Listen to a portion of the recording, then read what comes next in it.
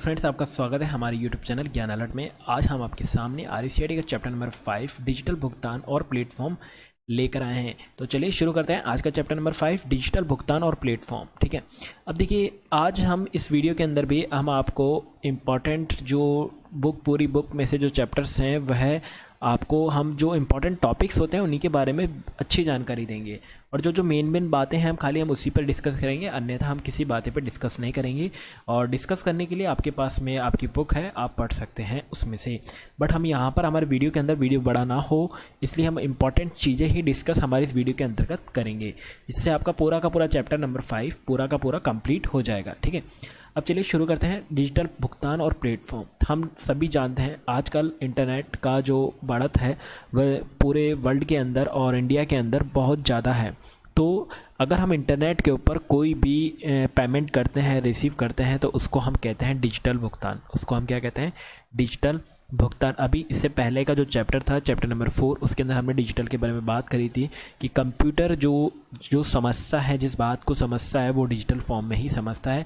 तो ऑब्वियसली अगर हम कंप्यूटर द्वारा, मोबाइल द्वारा अगर कोई भी ट्रांजेक्शन करते हैं तो वह हमारा होता है डिजिटल पेमेंट। तो सबसे पहले इसके अंदर आपका जो क्वेश्चन है कि डिजिटल भुगतान और प्लेटफॉर्म, मतलब आपको जो डिजिटल भुगतान प्रोवाइड कराने का प्लेटफॉर्म कौन सा होता है। तो सबसे पहला आपको है online banking. Online banking, banking से नाम मालूम होता है आपको कि बैंकिंग क्या होती है। बैंकिंग का मतलब आपका जो बैंक है, जहाँ पर आपका अकाउंट है, वो आपके मोबाइल पर, वो आपके कंप्यूटर पर, यानी कहीं पर भी 24/7 जिसका आपको एडवांटेज मिलता है। ठीक है, तो ऑनलाइन बैंकिंग हमारी एक इलेक्ट्रॉनिक प्रणाली होती है जो कि वित्तीय संसाधनों यानी फाइनेंशियल इंस्टीट्यूशन के ग्राहकों को एक संस्थान द्वारा वेबसाइट पर वही फाइनेंशियल ट्रांजेक्शन करने की सुविधा प्रदान करती है। अब देखिए, आप ऑनलाइन बैंकिंग के जरिए खातों में भुगतान भी कर सकते हैं, कोई भी बिल भी जमा करा सकते हैं, बीमा वगैरह, बैंक स्टेटमेंट, बैंक वर्चुअल, ये सभी काम आप अपने ऑनलाइन बैंकिंग के जरिए कर सकते हैं। अब देखते हैं इसके अंदर आगे की तरफ। अब इसके बाद में इसमें दे रखा है कि आपको इत्यादि यहाँ पर कि इंटरनेट बैंकिंग में आप नेट बैंकिंग और ई बैंकिंग या फिर वर्चुअल बैंकिंग के रूप में से भी जाना जाता है। और इसके अंदर आपको बस ये ध्यान रखना है कि मेन बातें बस। ठीक है, अब देखा है कि जब भी हमारा इंटरनेट बैंकिंग अगर हम एक्टिवेट करवाते हैं, तो देखिए अगर आप इंटरनेट बैंकिंग, यहाँ पर देखिए ये लिखा हुआ है इंटरनेट बैंकिंग, अगर आप इंटरनेट बैंकिंग एक्टिवेट कराते हैं तो उसके लिए आपको सबसे पहले तो आपको यूज़र आईडी मिलता है। ठीक है, यूज़र आईडी मिलता है। यूज़र आईडी के बाद में आपको मिलता है आपका ये यूज़र नेम होता है आपका, और फिर होता है आपका पासवर्ड। तो ये सभी चीज़ें आपको अपने, जब भी आप नेट बैंकिंग के अंदर लॉगिन करते हैं तो वह ये चीज़ें आपको यूज़र नेम और पासवर्ड क्रिएट करना पड़ता है। अब इसके बाद में दे रखा है कि जब भी हम, अब यहाँ पर ये क्वेश्चन भी आरसीआईडी के एग्ज़ाम में कई बार पूछा जा चुका है कि अगर आप अपना सुरक्षित वेबसाइट का उपयोग करने के अलावा आप ट्रांजेक्शन को एक सुरक्षित बनाने के लिए किसका इस्तेमाल करते हैं। तो आप अभी हमारे को पता है कि OTP, वो क्या होता है हमारा OTP का पूरा नाम आप लोग याद रखें कि OTP का पूरा नाम क्या होता है? One time password. ठीक है, वन टाइम पासवर्ड, जो कि क्या होता है? पंजीकृत मोबाइल, यानी आपके बैंकिंग में जो भी आपने रजिस्टर्ड करवा रखा है मोबाइल, उसके ऊपर एक पासवर्ड आता है। ठीक है, क्या आता है? आपका एक पासवर्ड आता है, जिसके जरिए आप अपने जो भी लेन देन होती है ऑनलाइन वो आसानी से कर सकते हैं। अब बात करते हैं यहाँ पर, अब यहाँ पर दे रखा है कि अब आपको इसकी क्या होती है, एक मैसेज के जरिए भी सुविधा मिल जाती है। ठीक है, तो इसमें आपको बस इतना सा ही ध्यान रखना ऑनलाइन बैंकिंग। अब यहाँ पर इन्होंने डिस्कस कर रहे हैं कि बेनिफिट्स ऑफ ऑनलाइन बैंकिंग। तो अब हम पढ़ते हैं बेनिफिट्स, क्योंकि आरसीआईडी एग्जाम के अंदर बेनिफिट्स भी आ रखे हैं, तो बहुत इजी बेनिफिट्स हैं। अब देखिए 24/7 अवेलेबल है, कहीं पर भी और कहीं पर भी। ठीक है, ट्रांजेक्शन पर कम लागत, मतलब इसमें कम कॉस्ट लगती है, सामान्य लागत में कटौती होती है, कम समय लगता है, बहुत ही सुरक्षित होती है, पैसे तुरंत और सही जगह स्थानांतरित ट्रांसफ़र करना, घर बैठे आप आसानी से कोई सा भी बिल पेमेंट वगैरह जमा करा सकते हैं। ये आपके एडवांटेज है नेट बैंकिंग की। अब यहाँ पर दे रखा है कि ऑनलाइन बैंकिंग के माध्यम से सेवाएं क्या क्या कर सकते हैं। ऑब्वियसली इससे पहले जब मैंने आपको चैप्टर भी स्टार्ट करा था उसके अंदर सभी चीज़ें आपको बताई थी कि क्या क्या चीज़ें हम ऑनलाइन कर सकते हैं। तो यहाँ पर दे रखा है कि ऑनलाइन उपलब्ध कुछ महत्वपूर्ण विशेषता नीचे दी गई, यानी आधार प्रमाणीकरण के जरिए आप बैंक खाता खोल सकते हैं। मतलब आधार के जरिए ही आप घर बैठे अब आपको बैंक में जाने की ज़रूरत नहीं है, आप घर बैठे ही अपना आधार कार्ड आपके पास में बना हुआ है तो आप उसके ज़रिए अपना बैंक अकाउंट ओपन डायरेक्ट ही कर सकते हैं। काफ़ी बैंक आजकल अपना ऑन जो मतलब जो अकाउंट है वो आपको घर बैठे ही खोलने की सुविधा देती हैं। ऐसे ही आप अपना बैलेंस अमाउंट भी चेक कर सकते हैं, अपने खाते से किसी के भी खाते में आप मनी ट्रांसफ़र जो आपने सुना है वो कर सकते हैं। एफडी आजकल आप ऑनलाइन बना सकते हैं, और कोई भी बिल, टेलीफोन बिल वगैरह वगैरह ये सभी चीज़ें आप ऑनलाइन जमा करा सकते हैं। डिमांड ड्राफ्ट, चेक बुक इत्यादि को आप ब्लॉक अनब्लॉक कर सकते हैं। अपने डेबिट कार्ड का पिन भी जनरेशन आप ऑनलाइन घर बैठे कर सकते हैं। ये सभी काम, खाता खोले जाने की प्रक्रिया, ये सब हम जानते हैं कि अगर हमारे को बैंक में खाता खुलवाना है तो उसके लिए हमारे को क्या होना चाहिए। बट यहाँ पर जो आपको बताया गया है वो पॉइंट है आपका कि अगर आपको खाता खुलवाना है तो जो आपके बैंक अकाउंट होते हैं वो किस प्रकार के होते हैं। सबसे पहला होता है आपका सेविंग अकाउंट, जिसके बारे में हम जानते हैं ज़्यादातर, और जो करंट अकाउंट होता है जो बिजनेस वगैरह जिनका लेन देन बड़ा होता है। ऐसे ही हमारा एक और अकाउंट आता है रिकरिंग अकाउंट यानी आवर्ती खाता। तो ये 3 तरह के हमारे बैंक अकाउंट के खाते होते हैं, ये आपको ध्यान रखना है, सेविंग अकाउंट, करंट अकाउंट और रिकरिंग अकाउंट, ठीक है। अब आता है हमारा बैंक के अधिकारी परफॉर्म में फॉर्म भरने के लिए शाखा का एक बैंक खाता खोलने के लिए आवश्यक दस्तावेजों, बस आपको इसमें इतना ध्यान रखना है। अब देखिए यहाँ पर जनधन योजना के बारे में दे रखा है आपको इस चैप्टर के अंदर, जनधन खाता, ठीक है। बस आप मेरे हिसाब से अभी इन जो RCIT के पेपर के अंदर अगर क्वेश्चन आ जाता है तो आप बस इतना सा ध्यान रखें कि प्रधानमंत्री जनधन योजना भारत सरकार में अगस्त में लॉन्च की गई थी और 2014 के अंदर लॉन्च की गई थी। इसके अंदर ये जनधन खाता, अब इससे सब लोग जानते हैं कि जनधन क्यों खोली गई थी, क्या था क्या नहीं था इसकी, मतलब आप लोग बस इतना सा ध्यान रखें। जो जनधन होता है वो आपका क्या होता है, बैंक अकाउंट से संबंधित, मतलब सरकार ने गरीब लोगों के लिए जो भी फाइनेंशियल कंडीशन जिनकी सही नहीं है उनको बैंक अकाउंट के अंदर सेविंग डिपॉजिट लोगों के लिए, उनके लिए ये योजना चालू करी थी, जिसके ज़रिए लोगों ने अपना जनधन खाता खुलवाए थे, ठीक है।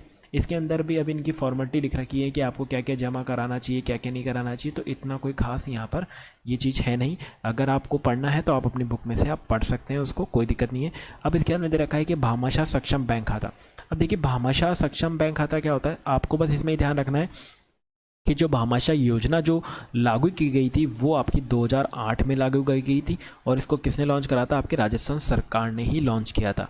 तो इस पर क्वेश्चन आ सकता है। और इसके अंदर ये भी ध्यान रखें कि जो भामाशाह योजना जो होती है वो फाइनेंशियल इंक्लूजन और वुमेन एम्पावरमेंट, जो आपको दे रखा है यहाँ पर वुमेन एम्पावरमेंट, इनके लिए बनाई गई थी, और इफेक्टिव सर्विस इन सभी के लिए, ताकि आपका जो भी लेन देन हो वो एकदम ट्रांसपेरेंट तरीके से रखा गया था, ठीक है। किसके अंदर, भामाशाह योजना के अंतर्गत।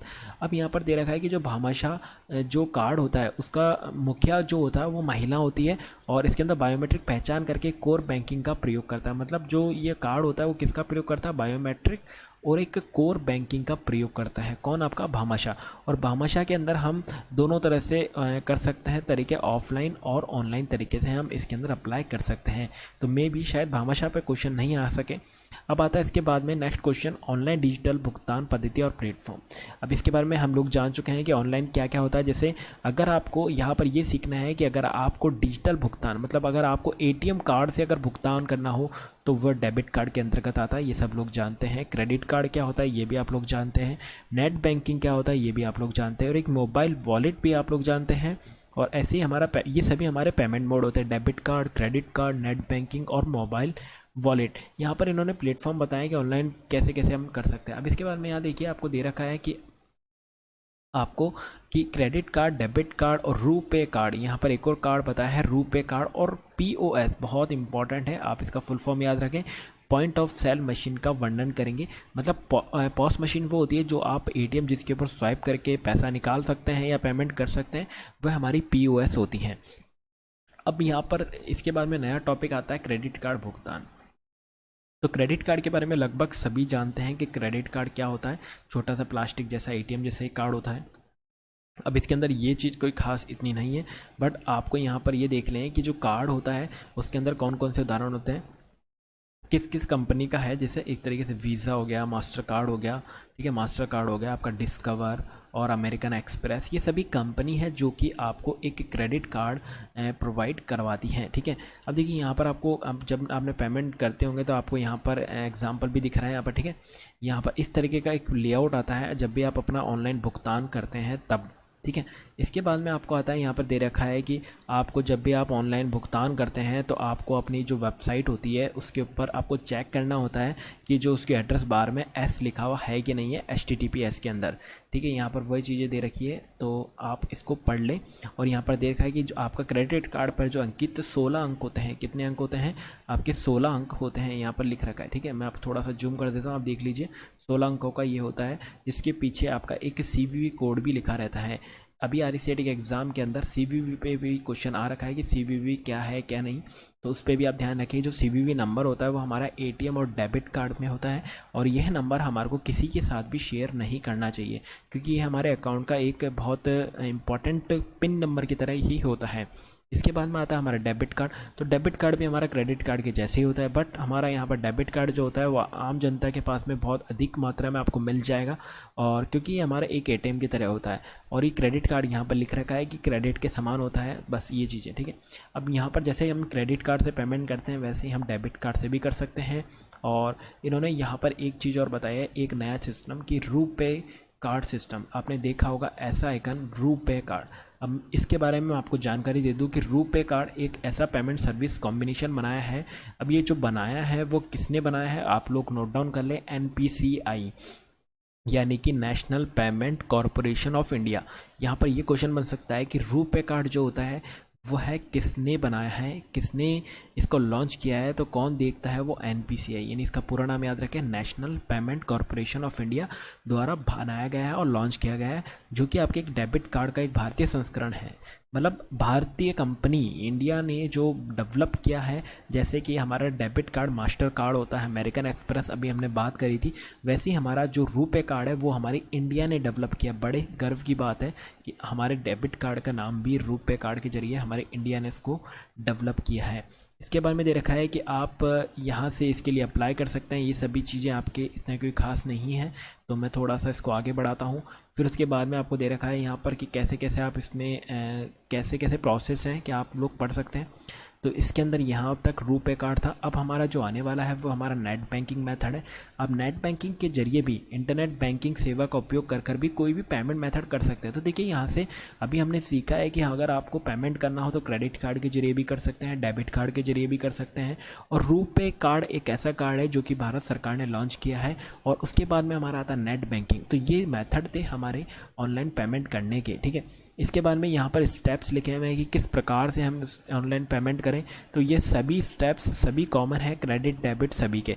अब देखिए यहाँ पर जो नया पॉइंट आता है, अभी मैंने आपको बताया था कि बहुत इंपॉर्टेंट चीज़ है आपका ये चीज़ की पोस्ट मशीन। ठीक है, पोस्ट मशीन आपने देखी भी होगी, पहले मैं आपको दिखा देता हूँ। पोस्ट मशीन इस तरीके से दिखती है। ठीक है, तो अब आपको समझ में आ गया होगा। जैसे अगर हमारे को मैं आपको सजेस्ट करूँगा, अगर आप बैंक जाते हैं तो आप पोस्ट मशीन का इस्तेमाल ज़रूर से करें, और इसका इस्तेमाल आप लोगों को करना भी आना चाहिए, क्योंकि ये आपको बिल्कुल समय कम रहते हैं, मतलब आपके समय की बचत के लिए बहुत अच्छी मशीन है। अब यहाँ पर इसका फुल फॉर्म याद रखें, पॉइंट ऑफ सेल। ये एक इलेक्ट्रॉनिक उपकरण है जो कि आपको हर एक किसी के पास में मिल जाएगी। हर एक किसी के अंदर सेंस, जैसे कि आप कोई भी बैंक में जाएंगे, या फिर आप पेट्रोल पंप पेट्रोल पंप पे पेट्रोल भरवाएंगे, या फिर अगर आप कोई भी अच्छी जॉब, मतलब आप जॉब भी करते हैं, तो वहाँ पर भी आप अपना जो पेमेंट वगैरह है वहाँ से आप पे कर सकते हैं। और आपको अगर जैसे कोई भी शॉप है, अगर वहाँ से कोई भी चीज़ को बाय करते हैं, वहाँ से भी आप अपने कार्ड को स्वैप करके आप अपना कोई भी भुगतान आसानी से कर सकते हैं इस मशीन के जरिए। ठीक है, तो बहुत अच्छी मशीन है, तो आप इसे ट्रांजैक्शन जरूर कीजिएगा, तो आपको और अच्छा लगेगा। तो पॉइंट ऑफ सेल इसका फुल फॉर्म होता है। ठीक है, इसके बाद में हमारा आता है कि मोबाइल वॉलेट, जो कि इससे आप लोग बहुत अच्छे वाकिफ़ हैं। अब जो वाकिफ़ नहीं है मैं उनको बता देता हूँ कि मोबाइल वॉलेट हमारा एक तरीके से बैंक की तरह ही होता है, हमारे बैंक की तरह, अकाउंट की तरह होता है। अब यहाँ पर लिख रखा है कि मोबाइल वॉलेट भौतिक वॉलेट बटुए का डिजिटल समतुल्य होता है जिसमें हम पैसे रखते हैं। अब यहाँ पर क्वेश्चन जो बन सकता है वो किस प्रकार बन सकता है, यहाँ पर आपको दे देंगे बिल्कुल एकदम फिल इन द ब्लैंक्स की तरह, और बोल देंगे कि यह भौतिक वॉलेट बटुए के डिजिटल समतुल्य होता है जिसमें हम पैसे रखते हैं। तो वह क्या होता है, तो आपको आसानी से बताना है।